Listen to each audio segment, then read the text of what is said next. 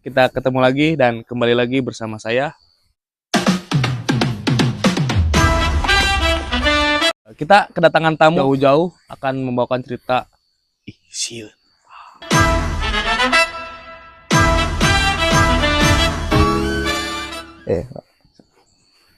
Udah lama, Pak? Lumayan, udah 2 jam lah, Pak. Coba perkenalkan dulu diri Anda. Saya Asep bin Umar, Pak. Oh. Makasih sebelumnya saya udah email buat ngisi acara di sini ya, Pak ya. Makasih juga udah datang jauh-jauh dari Kedung Dongo ya di acara malam kali ini, di acara Sieun, Pak. Jadi saya Asep bin Umar. Kebetulan saya ikutan di podcast apa ini Pak namanya, Pak ya? Cerita pengalaman Anda gitu. Pengalaman ya gitu ya, Pak. Iya. Ya. Saya aslinya dari cukup, Pak. Dah. Kalian udah nunggu kan ceritanya? Kita lanjut ke ceritanya. Makasih. Saya ingin menceritakan pengalaman-pengalaman yang saya rasakan, Pak. Ya. Waktu saya entah itu mendaki gunung ataupun hal-hal yang mistis lah ya, Pak. Sampai merinding, Pak. Saya belum tahu cerita, Bapak. Oh iya, belum, Pak. Jadi begini, Pak. Waktu itu saya mendaki di malam satu suro. Iya. Malam satu suro itu kan malam yang jadi saya tuh sama teman bertiga. Sebenarnya jangan pernah mendaki bertiga atau ganjil kan, Pak ya. Itu dilarang. Makanya saya labrak tuh larangan itu. Dan yang salahnya saya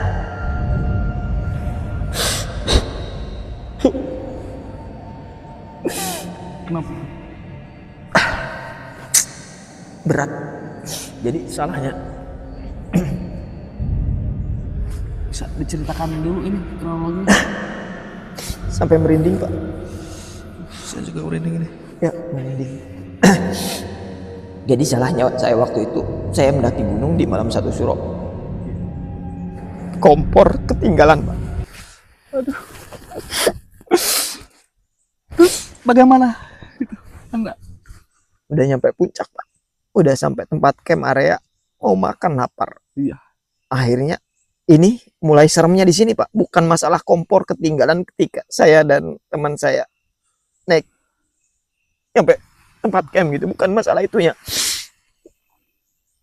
Setelah itu saya turun lagi, Pak. Iya. Daripada saya kelaparan ketika saya camp. Nah, di pas turun itu, Pak, jam 11 malam, Pak. Waktu itu jam 11 malam. Jam 11 malam saya turun lagi berdua, yang satunya jaga tenda. Tidak siapa-siapa. Di perjalanan, Pak, baru saja 2-3 langkah dari tempat camp, karena itu jam 11. Saya berasa ada yang ngikutin. Tapi saya tetap fokus di trek itu, tetap fokus sampai di mana saya mengasih kode ke rekan satu tim saya. Kan saya berdua. Saya bisik, saya bisik ke teman saya gitu. Saya nggak bisa ngomong, Pak. Saya nggak bisa ngomong.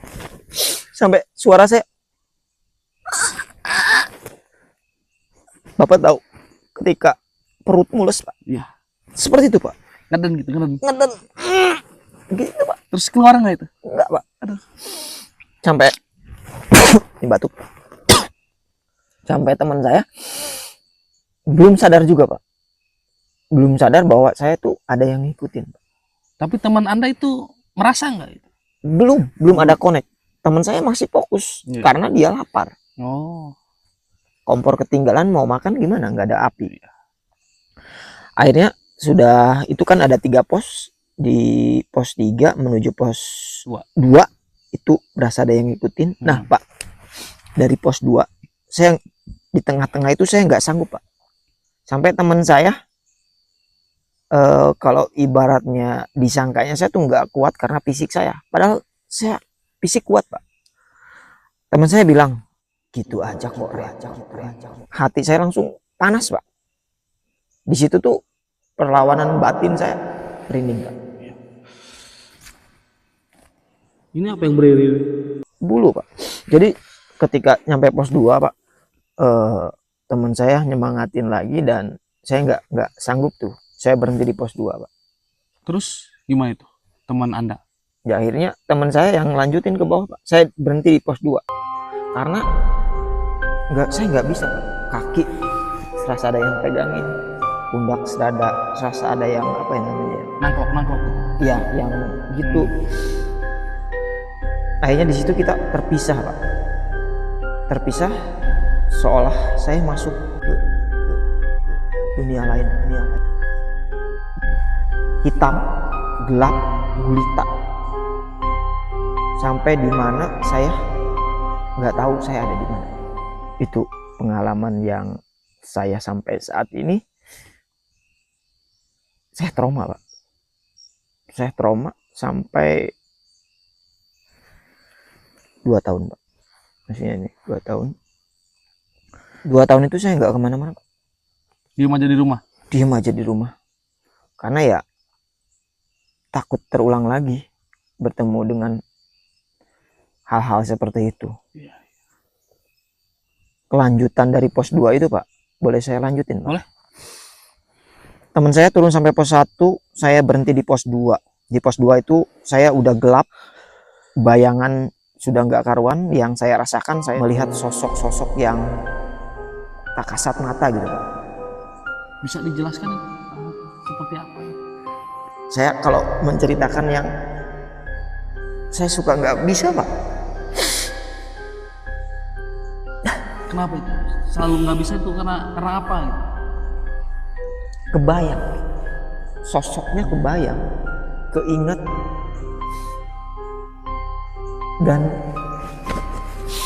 boleh sambil merokok Pak? Boleh, silakan. Kita break dulu karena beliau tidak mampu untuk mengungkapkan isi hati dan pikirannya, karena itu adalah hal-hal yang serem.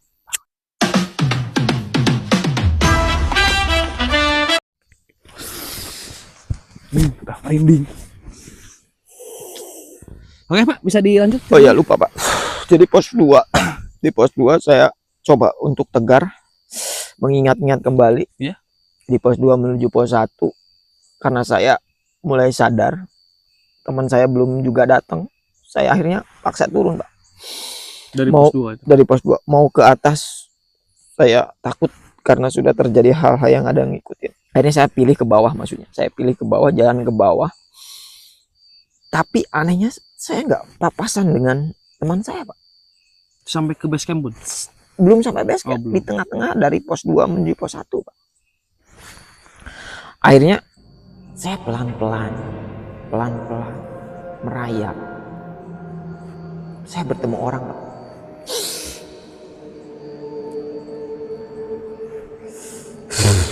Di gunung itu di tengah-tengah malam? Di tengah-tengah dari pos 2 menuju pos 1 Pak. Saya bertemu orang, tapi bukan teman saya.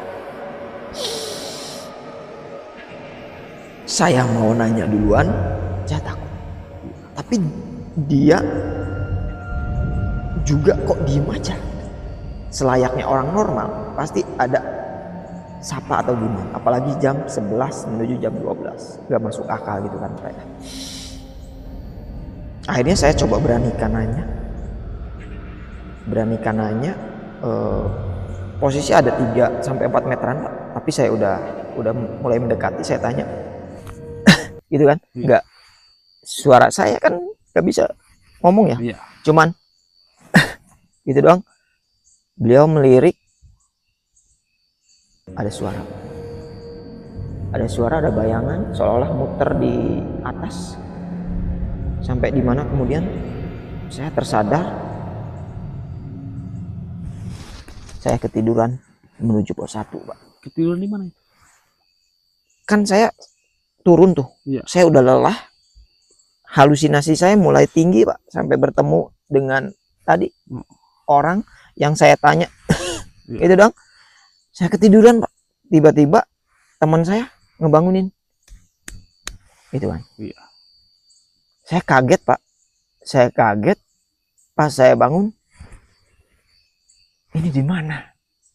Ini di mana? Itu kisaran jam berapa? Jam 12, Pak. Masih jam 12. Jam 12 menuju pos 1 dibangunin. Saya jawab, ini di mana? Nah, teman saya, ayo, gitu doang. Ya ikutin teman saya, Pak. Iya. Ikutin teman saya sampai pos, naik lagi ke atas. Pos 2. Di pos 2, teman saya ngilang lagi, Pak. Saya ketiduran, nemu teman, ngilang lagi. Lumayan seram ini ya. Saya udah nggak kuat ini. Ada sosok bayangan putih 2. Teman saya hilang, ketemu lagi tuh bayangan. Saya berpikir dong, kalau saya nggak lawan, saya kalah. Buktinya saya dari pos 2 menuju pos 1 saya ketiduran. Akhirnya Pak, saya lawan Pak. 2 lawan 1. Itu pakai jurus apa Bapak ini? Semaksimal mungkin saya nggak tahu. Saya gini aja Pak. Gini, gitu Pak. Ya, suara saya udah gitu, Nggak bisa ngomong gitu ya? nggak bisa ngomong Pak.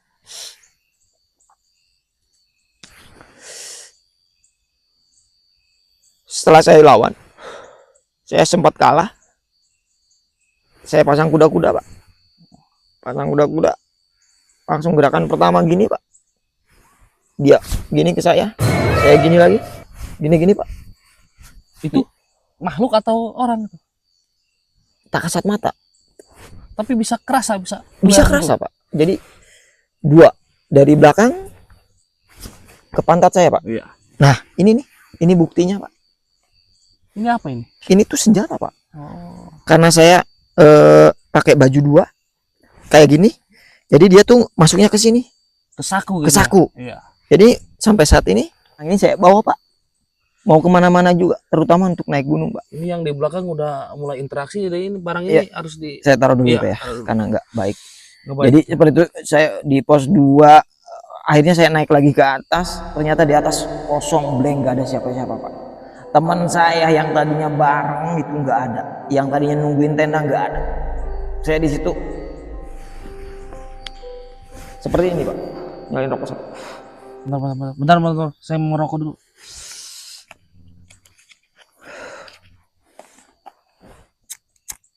Udah Pak, Oke, lanjut ya. nggak ada orang, saya seperti ini terus duduk. Saya nggak ingat siapa-siapa lagi. Sampai di mana saya tersadar, hujan begitu besar sampai saya bangun, dan saya ternyata tidur di luar tenda di banjur teman saya. Cerita seperti itu. Berapa itu Pak? Jam 5 pas mau subuh, saya ketiduran di luar tenda, teman saya banjur pakai air. Hey bangun, hey udah subuh, hey. Di situ sampai saat ini saya nggak lagi naik gunung karena takut Pak. Mungkin sekian Pak cerita takut saya. Mudah-mudahan cerita ini bisa diambil, nggak ada yang benarnya sih Pak cerita saya tadi Pak. Mudah-mudahan. Sungguh sedih banget ini cerita ya. Pokoknya jangan lupa like, comment, and subscribe di channel ini. Karena beliau sudah tidak sanggup untuk menceritakan kelanjutannya, nanti tunggu episode berikutnya. Terima kasih dan bye-bye.